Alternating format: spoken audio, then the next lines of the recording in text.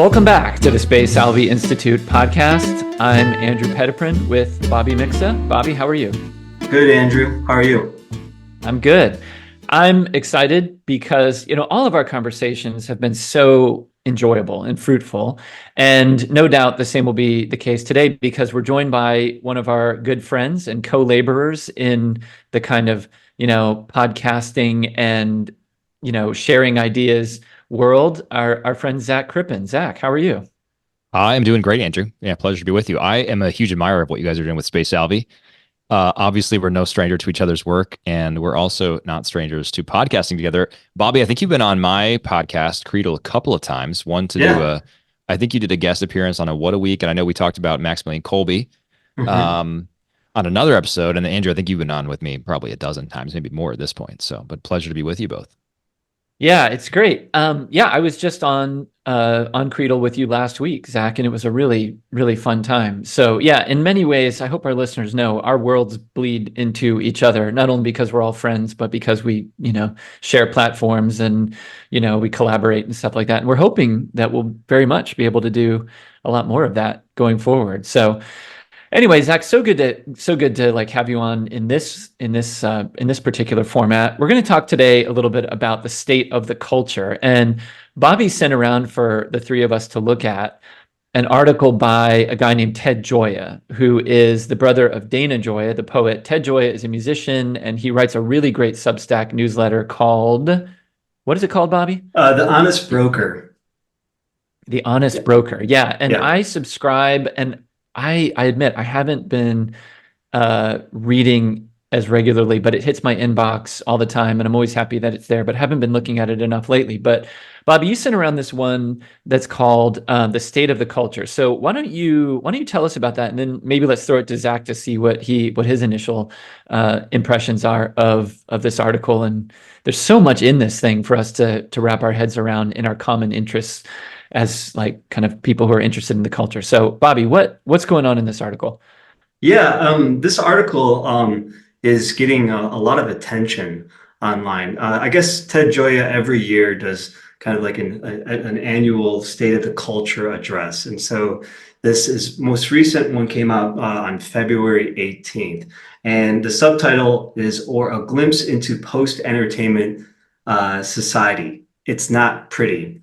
And what I particularly liked about this one was it's kind of basically in line with a lot of the interests and concerns that I've been having over the past, like, I don't know, past 15 years after, reading Matthew Crawford's work, reading Surveillance Capitalism, and a number of other works, and how we're kind of all becoming in some ways, or we all have, in a way, ADHD.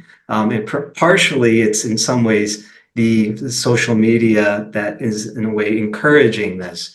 And so, anyways, as someone who's very much addicted to my phone, everything that I found in this piece by Ted Gioia resonated with me. And so he has like a lot to say about how it's not an option between art and entertainment, which people used to think about these things before, but it's actually now the real industry is not just distraction, but it's actually addiction. And so he gets into like a lot about the kind of major tech companies and how the basically like where the money's at is actually making junkies of us all. And in some ways, it's all about keeping us addicted to our devices. So, I mean, it's sometimes really, really fascinating to me how these companies, these like social media companies, could be like the wealthiest companies in the world. Um, and I'm always wondering, well, how do they make their money? But in some ways, just grabbing our attention is where the money is at these days. So, anyways, I thought I'd bring this up because I know, Zach, you have a lot of background in technology and somebody who actually has like I think a really good appreciation and understanding of it may be able to say, well, what's perhaps really going on for somebody like me who it's actually quite a feat if I feel like I could send out a mass email. So So do you guys have Yeah, well, any thoughts? I shared this with you guys, and I thought, okay, well, this would yeah. be a great, way of getting this conversation going. So is there anything in the article that struck you? Yeah, I'll go ahead and start, Andrew, if that's okay. I had not heard of the Honest Broker newsletter before, and was not familiar with Ted Gioia's work. I think that he's onto a lot of stuff here. I will also say, though, that first of all, he's starting this. The title is the State of the Culture. He's doing this because this is the time of year that we do the State of the Union address. I think it's tonight, as we're recording this on March 7th. And so I was hoping for a little bit more. I was hoping for a little bit more analysis, a little bit more depth. But maybe part of the problem is that there, and this goes to his broader thesis, is that there really isn't a culture. If our culture is really built around addiction and distraction, there's not really much to write about. So he can't do these prescient analyses about the latest movies at the box office and the forerunners for the Academy Awards, which are also coming up. Because if all of those movies are really designed for an audience that is so in need of dopamine hits, we can't really say anything good about those things Mhm. because those are not art, those are not culture.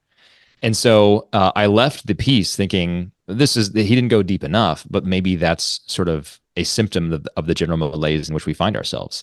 But I do think that he had a lot of good things to say. And to your point about the tech companies being some of the richest companies that are out there, I think one thing that we often look at, I've heard Ben Shapiro say this, for example. Ben Shapiro likes to attack people who are being bleak and pessimistic about the state of the world today.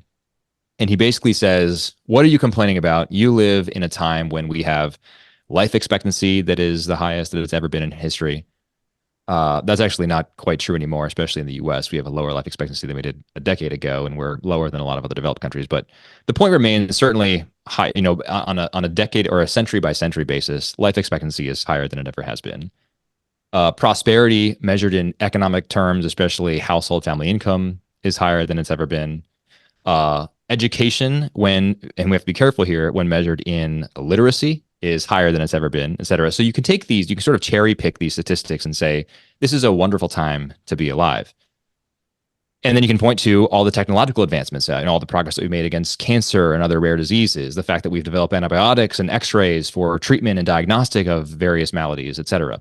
All of these are, good things from a certain point of view. And I'm not saying that antibiotics are bad or we shouldn't have x-rays, nothing like that. But that's a very sort of cherry picked cross section of the life that we lead today. You can also point to the other side of that coin of technology, the things that technology has brought us, like Facebook, and you can play the same game here and sort of cherry pick the good things. Right? You and I are having this conversation on Zoom. Andrew, you're in Dallas, I think, and Bobby, you are in Krakow in Poland, and we're having this fantastic conversation about the state of the culture and analyzing Ted Gioia's conversation in real time. That's a good thing. On the other hand, we have access to Facebook, right? And we can find old connections and catch up with old friends, and it's all for free. I've never paid Facebook a cent from my bank account. But what I have given them, what I give them all the time, every time I hop onto one of their platforms, which also includes Instagram, is my attention. And the reason they have so much money in their bank account is not because that money is flowing from my bank account to them, but because that money is flowing from my bank account to every single person that I buy from, because I saw an ad on one of their platforms that made me want to buy that thing. And so what Ted Gioia's point on this addiction thing is that we end up becoming the product, right? We are the product for these tech platforms. Because we're the product, they market things to us, and they make money when they market things to us because the advertisers pay them for the thing. So every time you do a search on Google has a massive cash flow.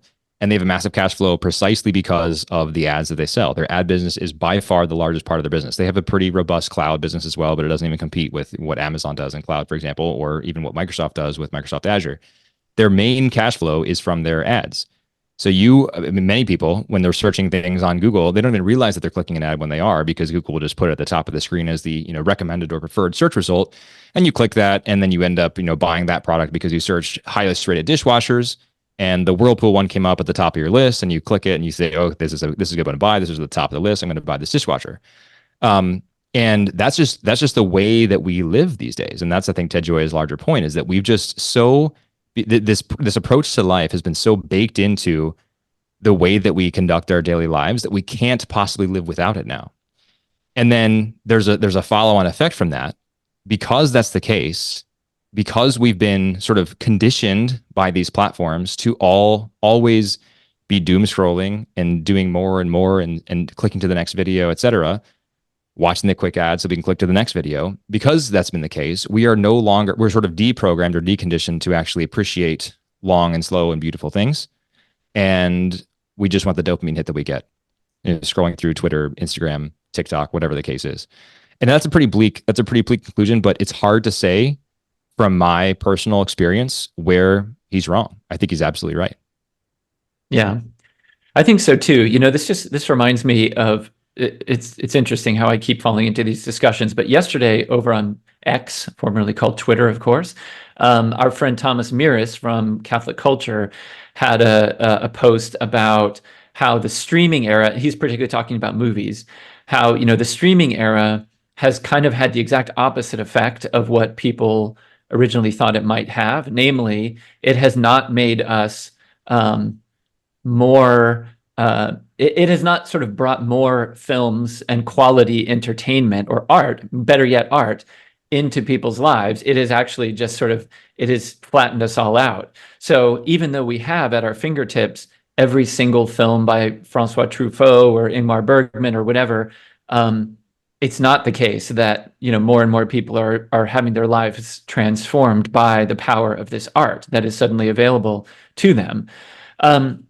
And this is something that Ted Gioia gets into here. He uses these diagrams, right? Well, he uses these three images of like three fish eating each other, right? Like, so there's art, which is the littlest fish, which is being gobbled up by entertainment, but then there's distraction, which is gobbling up both of them. And then, as I think you said, Bobby, I don't think he has a picture of this, but it's like addiction is kind of the thing that's gobbling up the whole thing.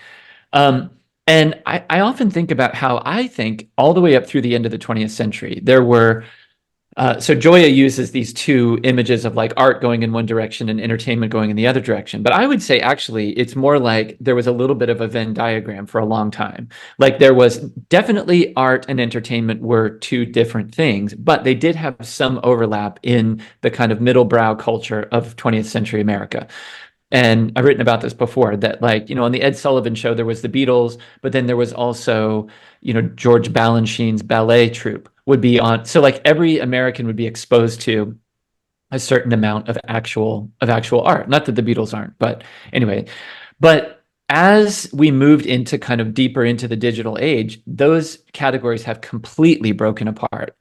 And art is now, I mean, I don't even know. I'm really trying to wrap my head around what it is and like where it fits, because clearly what Gioia is pointing us in the direction of here is that the cultus is just the distraction, the addiction, and consumerism. That's it. That's what the entire culture revolves around. So it's bleak, but we're people of hope, so we're looking for kind of the way forward. And so anyway, we're just, in some respects, this makes us sad, but maybe it spurs some thinking. I don't know if it does for you, Zach, just how to move forward, really. Well, it certainly does. I before we sort of talk about the prescription and how to move forward, I want to pick up where you left off. I'm not, I don't totally agree with, I totally agree with his underlying thesis, and I don't think he's wrong, as I already said. But I think that the way he is at least approaching some of these questions could use a little bit of nuance. I actually, he had that sign, that image of the sign, art this way, entertainment this way, at the beginning, and then he just went down to the sort of fish model. The art fish is being eaten by the entertainment fish, which is being eaten by the distraction fish. And I don't know that he's entirely correct in that. The initial one, the sort of art this way, entertainment that way, seems to be the case to me that still holds, that's still true. I think that distraction is a feature of entertainment as opposed to something else entirely. So I don't think that's the case that we now have this sort of third genre of consumable where we used to consume art. Well, we don't really consume art anyway, but we sort of used to be edified by art and then we consume the entertainment, and now we're sort of swallowed by distraction. I don't think that's necessarily the case. I do think it's the case that we used to appreciate art more, and maybe it's the function of the media that we had. Now we are mostly dabbling in the entertainment world.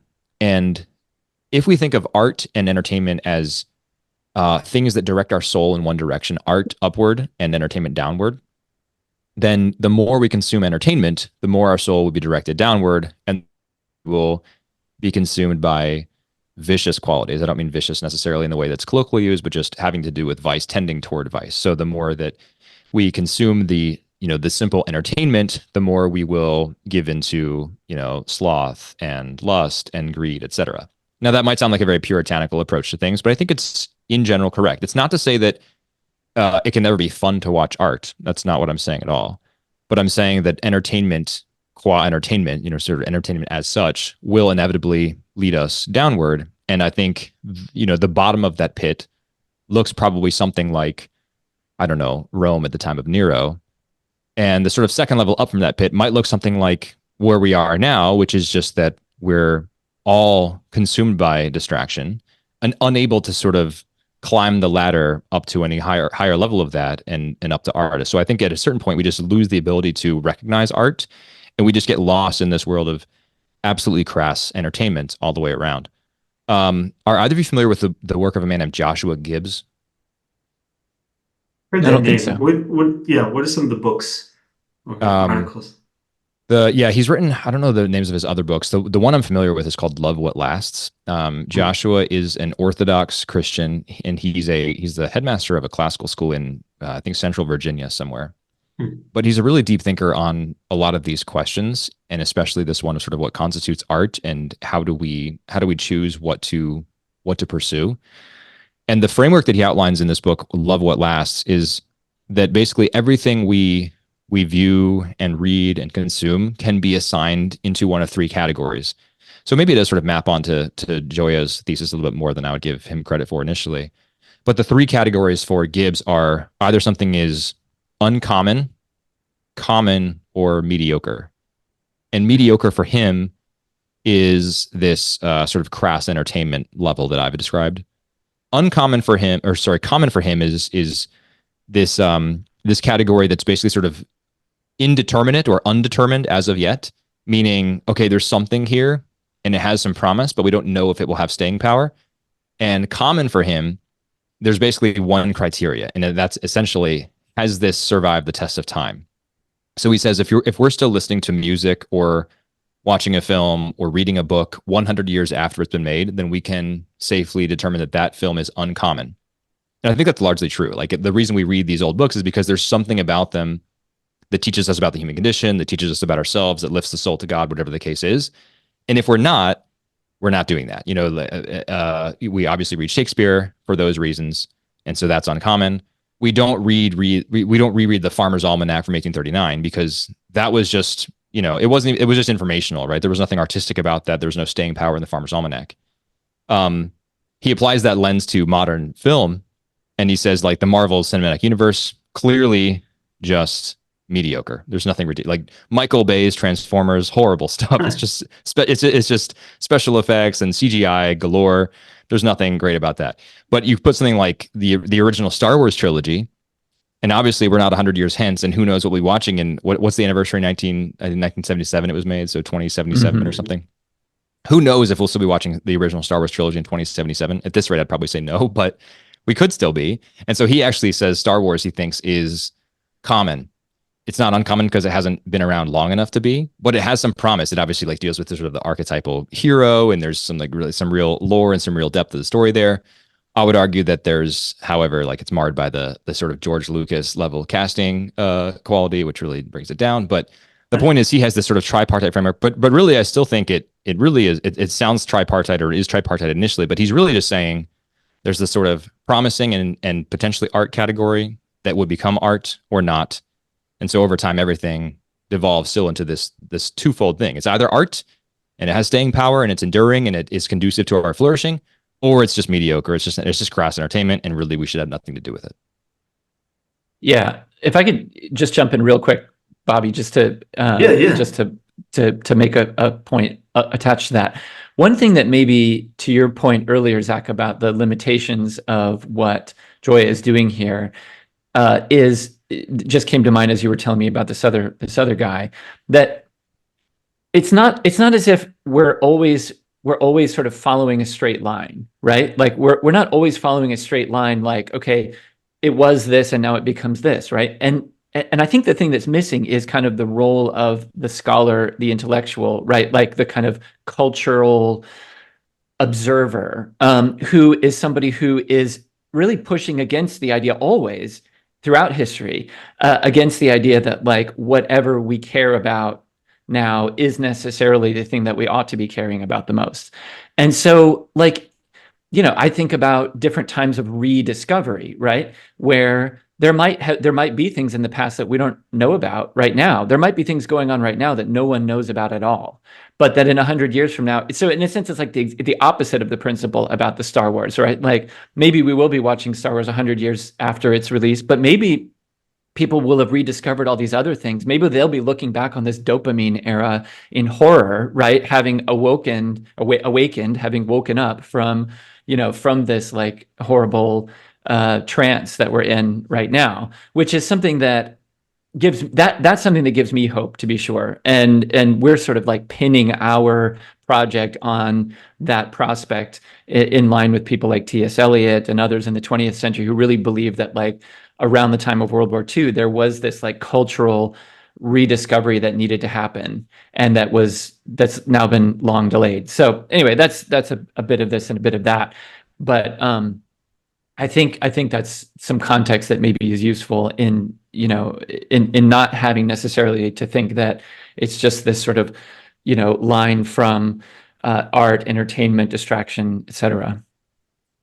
Yeah. I mean, in his piece, he talks an awful lot about, just attention spans. And just he has a nice graph too about how songs today that are being written for like what is it, like 16, around 16 seconds in length.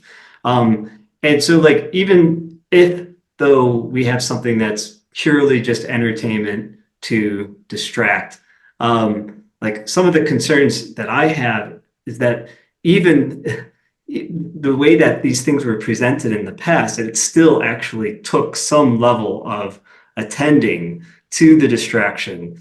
And he even said with music, even if it was a mediocre piece of music, the music tended to be much longer in length. And so he has an interesting book called Healing Songs, in which he looks at some shamanistic rituals where music was involved in the healing process.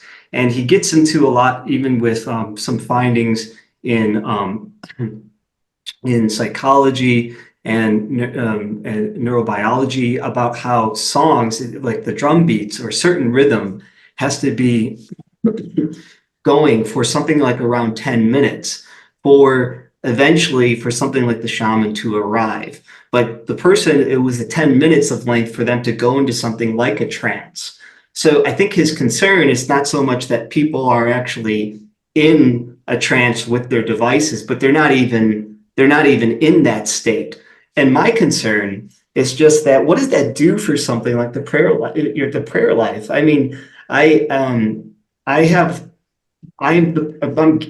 probably the most guilty of this, but I've noticed over the years that I just can't attend to things. And I think my memory is accurate, but I remember being able to kind of just sit down, either read a book, like, without much distraction, and to just get into this flow state. And then also that would accompany me in when I would actually have to go into the chapel. But now, just trying to pray is extremely difficult. And I try to, anything that I can get out for my little dopamine hit is really something that I just often do. And it's funny, Ted Gioia has a follow-up piece. I think this article too was just to kind of get the conversation going, because he's followed this up with some other insights. And one person mentioned that they went to the recent Dune film, and there were people in front of them and around them looking at their cell phones the entire time.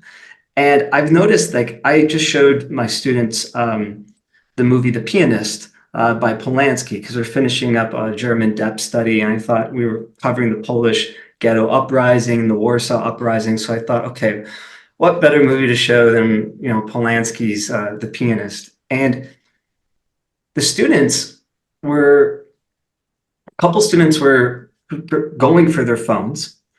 Another student just kept asking to go to the bathroom, probably to look at the phone. And I asked them after this, is it a struggle for you to watch a movie in class? And they said, yeah. I said, I used to look forward to a movie all the time. Like if the teacher said we're gonna watch a movie, that was like the best thing possible. And I graduated in high school in 2005. But now I even noticed myself being a little bit antsy watching the film. So I'm just really kind of a little bit concerned about this. And even with something that is mediocre and perhaps crass, like, I don't know, just the stupidest movie you can think from the 90s. At least you had to attend to it. So that's just something that I've been thinking an awful lot about. Yeah, you want to jump back in, Zach? Yeah, sure. Well, I could not agree with you more, Bobby. And I mean, you said you're the worst offender, but I don't know. I mean, everything you're saying, I resonate with as well. I think Andrew has a lot more experience watching sort of art house cinema than I do, but I find myself having my phone with me far too much. And even in the midst of a movie, I'm like, I see something in the movie and I think, oh, like who's that actor or actress? I need to find out that, so I pull up the Hmm. IMDb, or we're watching a historical film. I did this the other day with A Beautiful Mind, and it actually sort of ruined my experience of the film because I hadn't seen it before. This was probably 6 months ago. Sal and I were watching it, and it was raising interesting historical questions, and I was thinking, oh, I didn't know this about John Nash. Let me look up if that actually happened, and it didn't. That's a largely a historical film. But after learning that, I was like, I don't really want to watch this film anymore, and so I was sort of no longer able to enjoy that film on its own terms. But I was not enjoying it because it was not historically accurate, and I feel like I've been misled. And what I probably should have done is recognize this is just a story, right? And it's grounded in some aspects of truth, but it's also a creative retelling. And I should have just enjoyed it. But I do that all the time. I think too, about watching sports and looking up like, what's this person's stats? What have they done? What did they do last week? What was the game? So I always have my phone on me, or at least I have recently. I actually very recently made a rule. We bought a little Tupperware, and it's about the size to fit a couple of phones. And so my rule now is that when I'm not in my office up here, where I often need my phone for phone calls and whatnot, the phone goes in that little Tupperware. And so that way, when I'm with my family, reading books, watching things, whatever at the dinner table, I'm not tempted to constantly pull out my phone and fact check things or look up definitions of words that kids ask me about or whatever the case is. And we can really be in the moment, or, grab a dictionary if they ask me about things, or, talk through ideas rather than simply go to Google for the answer. So it's a problem. And I really recognize that in my own life. And I also, like you, Bobby, I think about our childhood. I think we're all roughly in the same age bracket, and so we grew up in a very analog existence. I mean, I remember when my mom got the first cell phone in our home, and I was like, "Wow, that's so cool! What crazy technology!" So that means that like when you're at the doctor, we can call you, mom, like from our phone here at the house. Um, and she was like, yes, but we have to pay by minute, so don't call me. Like that was the experience of a phone then. Hmm. No text messages, nothing. And now we're in this age where everyone has a full color, 300 nit screen in front of them with full, broadband internet access at every moment of every day. And that's frankly terrifying. I read that you were talking about some books that you've been reading recently, Bobby. I read one last year called Stolen Focus by a guy named Johan Hari. Really interesting guy. I think he used to write for Rolling Stone, though I could be wrong on that. But I think he's if memory serves, he's a Swiss journalist, gay man, just like fascinating background. He wrote a book called Chasing the Scream about drug policy, global drug policy, but with a special focus on the U.S. He has spent a lot of his professional life here. But his latest book is called Stolen Focus, and I forget exactly what the subtitle is. If I was more attentive, I probably would remember. But it was something like why your attention is gone and how to get it back, or something like that. And he tells this, he weaves this very compelling story that's similar to some of the things we're talking about now. And he says, I recognize this in myself. I can't sit through the same amount of pages of reading that I used to be able to do. I can't sit through a television call. The people that I talk to, the young people I talk to, all have the same problems. So he goes on this big dopamine fast, and he gets a dumb phone, and he goes and vacations in is it Newtown, Massachusetts, or somewhere on Cape Cod.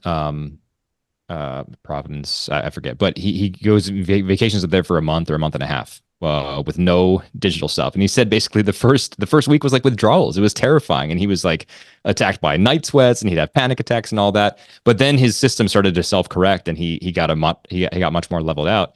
And the result of that is he's much more diligent about that. But he weaves a very compelling and interesting story that gave me a lot of ideas on how I want to raise my children to not be, little screen addicts by the time they're 10 years old. Yeah. What you were saying, Zach, about looking at your phone when you watch movies, it's definitely something that my wife and I do too, because we're interested in the cast and, right. We're interested in kind of all the peripheral stuff. We always have Yes. been, right? But it Yes. used to be kind of something you'd have to, attend to afterwards because you have to attend to the movie at the time. But I will say this, although I too saw, when I went to see Dune Part 2 the other day, I also witnessed lots of people on their phones in the movie theater. But I have to admit, that is one place where I do not ever use my phone, ever. So I will, as long as I stay awake, and I admit I did doze off once or twice in Dune Part 2, and that's my fault, not the movie's fault. But as long as I stay awake, I will attend to a movie that I am watching in a theater, which is all the more reason why it's making me sad that there isn't really anything good to go watch at a movie theater, Yep. and that the theater industry itself is sort of in bad shape. But the only other place that I can think of, and this is a real indictment on my character, but the only other place I can think of where I absolutely will never, under any circumstances, take out a phone is at Mass. And I mean, there are people who use their phones in Mass too, to look at the readings or whatever, but that's just one place where it would never occur to me.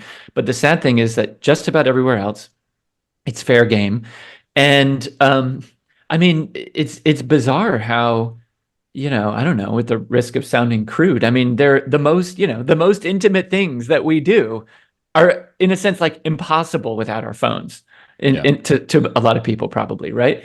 It's just crazy. But I don't know, maybe we can use this as a transition, unless Bobby, you want to jump back in, but maybe we could use this as a transition to hear something about the talk that you're going to be giving at a conference where you're going to be debating some of these very things. I believe it's the New Polity guys who are putting this on, and you've been invited to participate in a debate.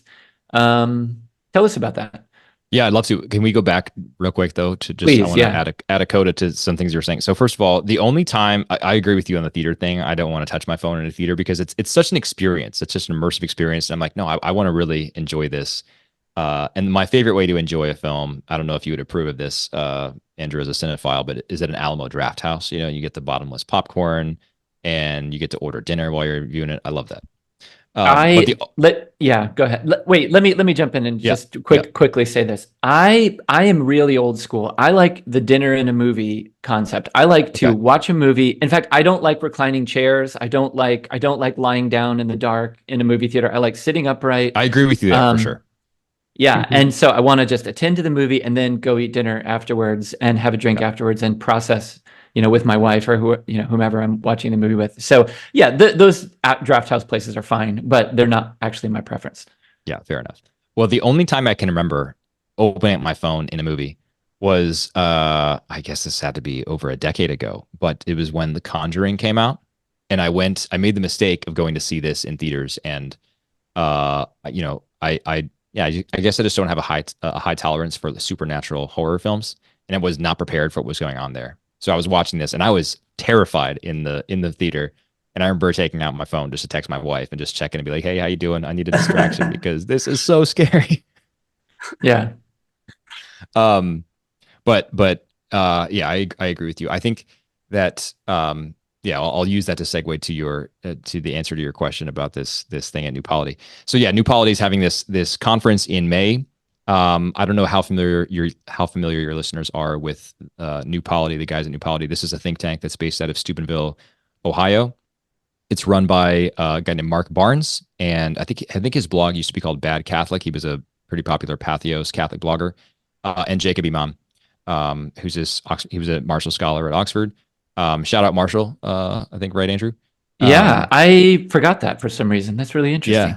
Yeah. And so these guys run New Polity now, and they are really thinking seriously about how we can live intentionally Catholic lives full of human flourishing in a modern tech-first society. So some of the things that they've gotten sort of internet famous for recently, at least in certain Catholic circles, is advocating for people to not invest in 401ks and IRAs because of the diversified investment approach entailed in those investment vehicles, at least generally speaking. And so there was a big debate between Jacob Imam and Trent Horn, I think, on the Pints with Aquinas podcast, et cetera. So these guys are, I love what they're doing. Even if I don't agree with all of their points, hence the reason Mark and I are participating in a debate together. I really appreciate the way they're thinking seriously about what does the gospel require of us and how can we live gospel-centered lives in the year of our Lord 2024. So this conference this year is called Shall We Then Destroy the Servers? It's the title of the theme of the conference. The question is basically overarching the entire conference, not for my participation in particular, but the question overarching the conference is, have we arrived at a point in the year of our Lord 2024 where technology has advanced so far that it really is antithetical to what a Christian life can be? And is the Christian response to this age of technology to simply withdraw and not participate in this age of technology and just say, no, thanks, I'm not going to do that? I think it's a really robust question and worth asking and worth answering. My particular participation in this event is in a debate with Mark, and the topic, the question for the debate is whether or not prayer apps are inimical to the spiritual life. Mark is on the yay side of that question. I am on the nay side of that question. And that's probably not a surprise to both of you, since you know that I work at Hallow, the #1 prayer app in the world. And I couldn't in good conscience work for Hallow if I thought that this was, definitionally antithetical to the prayer life. But I had an interesting conversation with Mark and Jacob a few months ago in which we talked through the approach to the question and the angle that we would take in the debate, just so we have a kind of a shared vocabulary and a common understanding of what we're talking about. And Mark and I actually largely agree. I think there's a lot less daylight between our actual positions than we'll be sort of vocalizing in the debate. So I will take, it's not a wholly artificial position, but my position is partially artificial, because I do think that there are many ways in which prayer apps can be inimical to the prayer life. In my view, prayer apps can be an on-ramp to a life of prayer. And I really view Hallow and other things like it as a good on-ramp. But I also think that those things should have an off-ramp. So Hallow, I don't think that everyone in the world should use Hallow to just, take the example of the company that I work for. I think that there are many people who have advanced in the spiritual life to such a degree that it really would not be helpful for them, right? Bobby, you were talking before about how you've noticed that it's more difficult than ever before to be attentive in prayer. There are some people who have never had a smartphone who don't have any difficulty just entering into 90 minutes of imaginative prayer with Jesus, gazing upon the face of Jesus. And that's amazing. And I would never say, here, go buy an iPhone so that you can get Hallow. It's amazing, That's not the kind of person who needs Hallow. It would be unhelpful for their prayer life if that were the case. Rather, what I hope is that someone who is using their phone to doom scroll TikTok all day could see an ad for Hallow and think, oh, that's interesting. I have been feeling rather blasé and sort of, after my 1,000th TikTok reel of the day, I think, is this all there is to life? And they download Hallow and they have an experience of, having some Catholic monk teach them about Lectio Divina, or they have we have an amazing guy on the app in the English side of the app who is a master of imaginative prayer. And I've really enjoyed a lot of his sessions. So you learn about that and you think, okay, this is amazing. And you set up a routine on the app and you start building in imaginative prayer into your daily life. And then maybe at some point you get to the point where you think, you know what, I don't think I need the app for this anymore. I think I can just do this. And that's an amazing story. That's really a success story for helping someone pray more. So, I'll go into some of the sort of philosophical underpinnings of my position there, but that's essentially what it is. I don't think I would take the position that sort of technology is a value neutral tool, because that's kind of a boring line, and I don't think it's particularly true. I think that I would say everything that we have is value laden. The things that we create are value laden. We have created technology. This is not like an oak tree. We have actually created something here. And so technology is something of our own creation. It's not something that was already existing out there in the ether. So it's not value neutral. I don't think we can say that. I don't think we need to say, well, the internet's a tool. It's just really about how you use it. I think I would be more careful than that. At the same time, technology is not a monolith. So I would not say technology is either good or bad. I would say that technology is not really something that you can assign a value to, because technology is an unhelpful classification term, right? If we talk about specific apps, I would say TikTok is bad. I think the value, the value of TikTok is negative. I think it's a bad thing, right? I would not say that Microsoft Word is bad. I would say that Microsoft Word is good. So I don't think I'll take this value neutral position. I don't think it's super philosophically coherent. But I do want to sort of double click in the debate on what the values of what constitutes good technology and what constitutes bad technology is, I guess, what I'm saying. Interesting. I'm just thinking of the example of Microsoft Word is good. And I'm so glad that now we have laptops in which we don't have to like pound on the keys. There's a great book called I think it's The Shallows by Nicholas Carr, kind of on some of these themes. And he has this little like quote from Friedrich Nietzsche when Nietzsche bought his first typewriter, and how he said that changed his writing, in which he noticed that he was becoming even more aggressive as he was pounding on the keys, and his writing was becoming quite aggressive. And I'm just always was thinking that Pope Benedict wrote everything by hand, and then later would go to that. So, anyways, I mean, yeah, nothing is in a way value neutral, and I've always kind of struggled to make sense of. Sorry, guys. I have a cold. No worries. But it's the season. Yeah. Anyways, I said I was not going to talk about Krakow weather, but I'm telling you, the pollution here, it's just really, really Is it really bad? The pollution's bad? It is, yeah. Wow. Sorry, I said I wasn't going to be negative. But getting on a more positive note, but I've always wondered, okay, yeah, what does this mean? Because, Zach, Andrew and I used to work for Word on Fire, and I always struggled with this. Being an online Catholic ministry, the goal is to, and I remember it was all at a certain point, it was all about getting up the numbers for how are we going to get more followers on the various social media channels. And I think that, more or less they've done a pretty good job of not just kind of succumbing to whatever is going to be like something that's great on Instagram.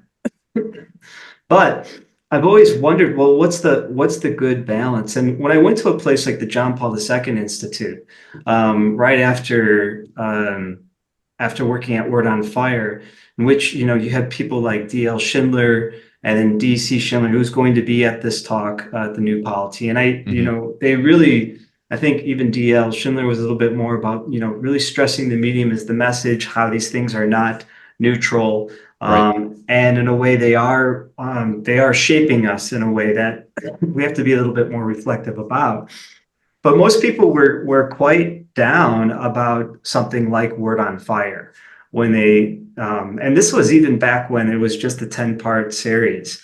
But then things were coming out about getting email lists and building up all that, and using the kind of techniques that were working in for most media companies. But I don't know, I've always kind of struggled with this. But I've always been thinking, well, like you mentioned, Instagram is set up in such a way that it's bad. But how can we be just more attentive or more intentional about how we design these platforms? Like, for example, maybe we can design it in such a way that it requires attending to the thing. Like, the way it's funny because I'm talking through an Apple computer right now, and these things are like they're so well designed that I feel like I don't have to know anything about computers to make this thing work. But in some ways, I feel like I should know something about computers. Like, I don't like having everything in a way mediated to me where I don't have any control, because I like cars that also I felt like I knew what was going on with the car, and I could open up the hood and see where the parts were, and I was forced to kind of, maybe get to know the car better. And that would actually create a culture too of being one owner, master of one's own stuff. So this is very Matthew Crawford of you. I can tell it's all Matthew practice that. Crawford right there. But he talks an awful lot about that. Well, how do we actually bring that now into, into the social media realm? And he's not active on social media. I've just one last thing. I'm sorry, I'm kind of talking too much, but I I've noticed on social media, I oftentimes will just post something because I feel like I need people to notice I still exist. I don't intentionally do that, but like I've noticed like, I haven't posted some street in a picture of a street of Krakow in a long time. Better do that just to I let do people appreciate know. your pictures of urban life in Well, Poland, Bobby. well, I don't know, but I've like now I've kind of almost branded myself as the kind of Polish guy. And I'm not so sure I even like that myself. Like I'm this brand. It's not a very popular brand, I could tell you that. But um, but but I'm just posting these things just to like, and I'll be completely honest. I go back and I see, oh, thank goodness Andrew Petiprin liked it. I'm there But for you, Bobby. oh yeah, but then I'm judging people. Like in some ways, I'll be honest. Like I'm like, huh. I wonder why this person has never liked anything in such a long time. I see they like all these other things. And so it's actually created a lot of like I never would have thought about this stuff before. So next time you see a picture, I'll post one tomorrow. Just know that I still exist. Just drop a little like on there to help your yeah, self-esteem. No, I mean, as far as how to live more intentionally, I think the answer to that question, if we're really serious about answering it, will entail a much more radical commitment than most of us are willing to pursue. And I say radical, but really the cost. I mean, it's not that radical to the ears of someone living 40 years ago. It would not be radical at all. It would be their daily life. But I think for most of us, it really does entail, at a minimum, getting rid of many of these apps on our phones. At a maximum, getting rid of our smartphones. There are plenty of dumb phone alternatives. They still make dumb phones. They're actually very cheap. They'll probably save you a lot of money. And do that instead. Maybe get rid of your streaming platforms and use your local library to rent DVDs and Blu-ray discs and watch your films that way. I mean, there are ways that we can pursue intentionality. Get rid of your laptop and buy a PC so that it stays in one spot in your home. And if you're not at that spot, you can't use it. You can't, bring it with you while you watch a movie, or bring it into bed with you to watch a film, or jot down some thoughts, whatever the case is. Check email. And those, again, I mean, that sounds pretty radical because all of us are used to having a high-powered computer processor in the form of an iPhone or an Android device in our pocket all the time. But maybe we don't need that. And I mean, we don't need that, right? That would be our position, I think.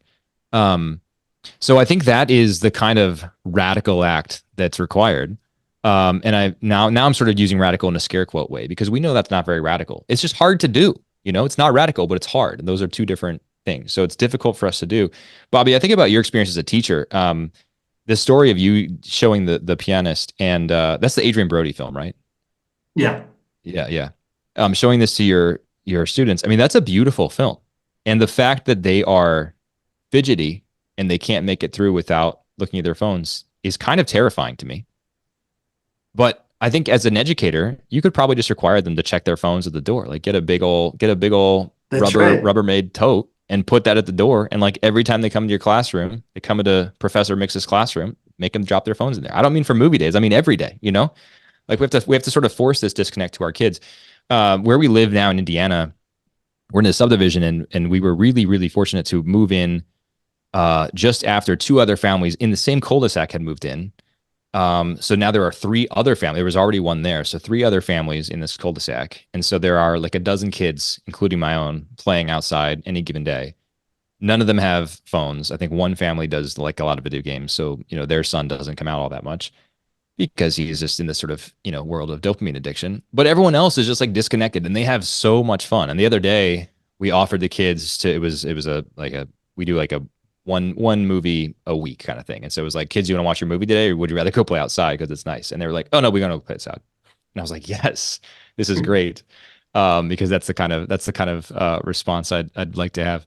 So now I'm not even going to give them the option next time. It's just going to go outside, and that's the kind of children that we need to raise. That's the kind of world that we need to build, where people are willing to forego these things.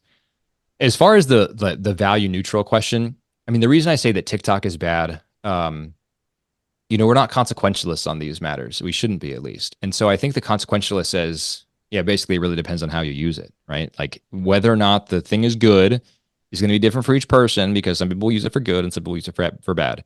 Now, I don't even know if Word on Fire has a TikTok account. So like, let's just take this as a hypothetical. If they do, I'm sure they're doing good things with their TikTok account. It does not redeem TikTok, right? And that's the important thing here. I'm not like condemning everyone who uses TikTok or every possible use of TikTok, but I'm saying TikTok is bad. Why is it bad? I'm a virtue ethicist, and so intentionality matters. And the fact is that TikTok was built and designed with the intention of being cracked for your brain. Like it's simple as that. That's what it is. And there's all these other things too about the nefarious data access that the CCP has in China and all that. And that's a whole other layer. But without even getting into that, it's just a crack machine for your phone or for your brain. That's a bad thing, right? Regardless of whether or not you can find some ways to use that platform innovatively and pursue the new evangelization through that, et cetera. Fine, yeah. TikTok's still bad. And that's why I think that's why I take the line the line that I do about the sort of lack of value neutrality here. In the same way, you can write like, I don't know, pornographic scripts on Microsoft Word, right? You can find ways to use what I think is a good technology for ill, right? It doesn't corrupt the actual intentionality of Microsoft Word, which is really a platform for creation, right? And so we have to consider the intentionality of the creation of the technology when we're evaluating whether or not it is a good or a bad thing. I think, Zach, on healthy days in my mind, I want to believe that. And I think that's probably the way that we have to live, because otherwise we might just go insane. I do have to say, though, there are other times when I feel like there's a kind of enchantment to all of this technology that is destructive no matter what. And that's the really tough thing. But even then, my path forward, my hopeful path forward is to think, you mentioned your kids playing with the other kids in your neighborhood. We had that very much when we still lived in Nashville. But now, something that gives me so much hope is when I go see my daughter in a dance recital and I realize how many hours of focus, how many hours in which it was completely impossible to look at a phone had to go into creating that which she puts on stage, right? And the same thing with my son with his piano playing, or other parents with their kids' sports, or whatever it may be. But we as adults need to do the same thing. Just find ways to flood our lives with as much stuff as possible that is impossible with a lack of focus. And then maybe the last thing I would say was when listening to the last set of comments from both of you, I was thinking about one of my favorite movies, My Dinner with Andre, that I talk about all the time. Bobby knows this. It's from 1980, Louis Malle film. And the two men in the film, Andre Gregory and Wallace Shawn, have a discussion way back in 1980 that's rooted in many of the same concerns that we have here. And one of the examples that Wallace Shawn adduces is the example of his electric blanket. And ultimately, he presents himself as something of an Epicurean, that ultimately the goal in life is that suffering is bad. So anything that we can do to make ourselves more comfortable is something we simply cannot deny ourselves. So it's wrong not to use an electric blanket in his mind. Whereas Andre says, no, it's dehumanizing you to use that electric blanket, right? So that debate is going to rage on no matter what. So just my 2 cents. But Bobby, I think you're right. If I can just jump in real quick, please. And then Bobby, I want to hear what you think. But I think you're right, Andrew. To me, there are maybe 3 really important questions that are worth investigating when you're evaluating any specific technology. 1, what was this technology conceived and created for? And that would go to sort of whether or not that technology is good or bad. 2, how are we using this technology? But maybe not the most important, but maybe the most salient for most people is 3, how is this technology using us? And it could be the case that we have this good piece of technology. I mean, I've never heard of someone getting addicted to Microsoft Word, but let's say we have this, good technology, but the way that it has captured someone's imagination in a bad way, not a good way, and sort of, held their imagination captive or restricted their creativity or, led them to suppress, otherwise good creative instincts, et cetera. That could be a bad thing.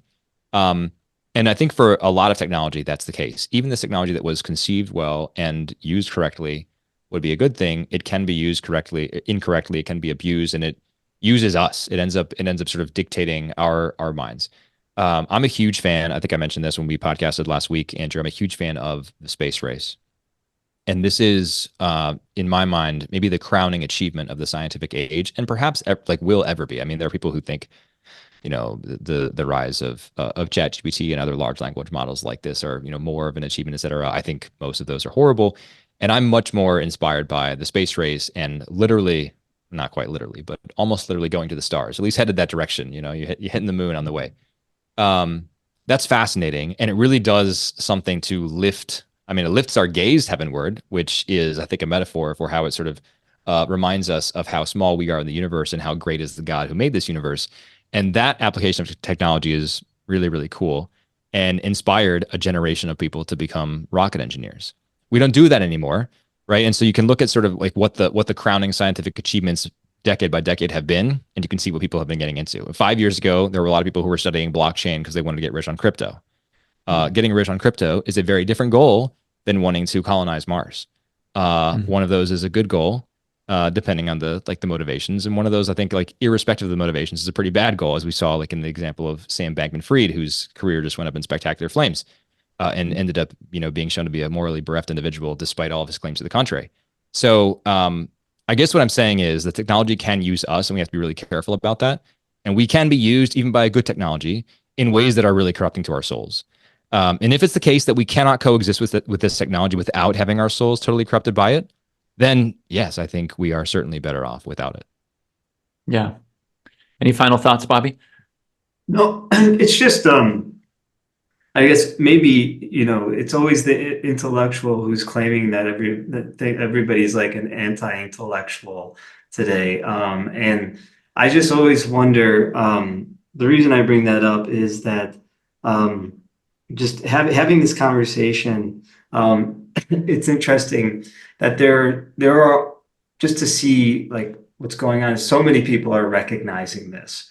It seems like almost every couple of weeks, there's a new book on looking back to some ancient practices.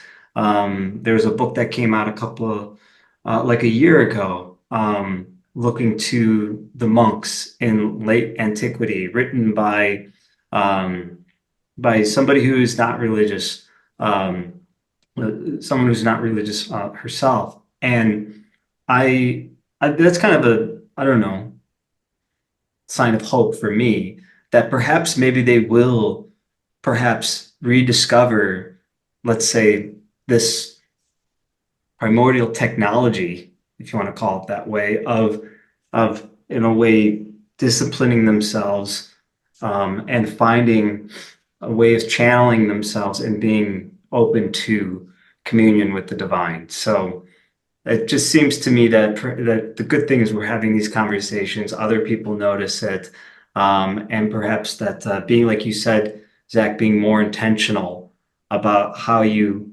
frame things, even set up the classroom, is important. Perhaps this is the way that they're it's forcing us to think about this. I just want to just mention one person.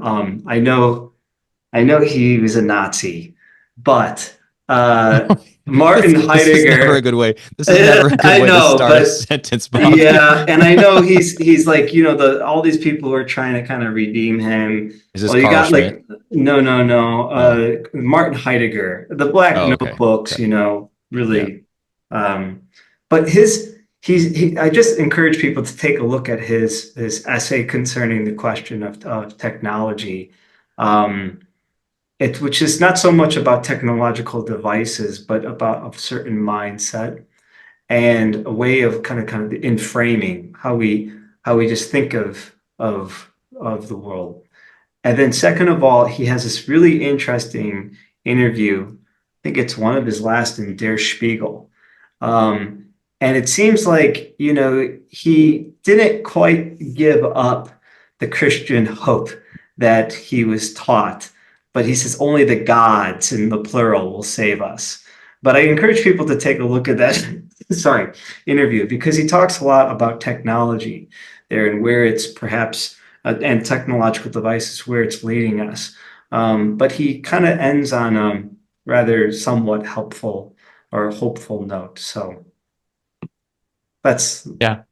yeah. Well, if I can end Well, on a somewhat humorous yeah. note, or just my final comment, Bobby, to respond to what you were saying about like this sort of burgeoning cottage industry of literature about people long ago doing this, this is how the monks lived, etc. I do find that just funny in general, and you see an analog to it in diet literature where people are like, oh, this is the way the cavemen lived, or like this is why you need to do the carnivore diet because this is really the way that our Neolithic ancestors lived. And so yeah, I think we're just like one cycle away from the books on like live like the Sumerian kings, and describing to us all the ways that they used to do that. And all these just boil down to basically we were wiser before our technology, I think. And we understood ways of doing and pursuing self-discipline and human flourishing and relationships that are far superior to where we are now because we've forgotten all of that. And I think that wisdom is certainly worth recovering. We were once humans and we may be again. On that note, Zach, thank you so much for joining us today. It's been great. Thanks for having me, guys. Yeah. By the way, I just recently read the Christian Hope manifesto of the Space Salvi Institute, and I thought it was great. So good work to you guys. And thanks for providing that read. Terrific. We hope that you will contribute to our site in due course. Yes, I'd love to. Let's do it. Awesome. All right. To everyone out there listening and watching, thank you so much for participating in these great conversations that we're having. Please don't forget to check out our website, spacesalviinstitute.com. Sign up for our emails, and of course, subscribe, share, give us 5-star reviews. Until next time, God bless and live in hope.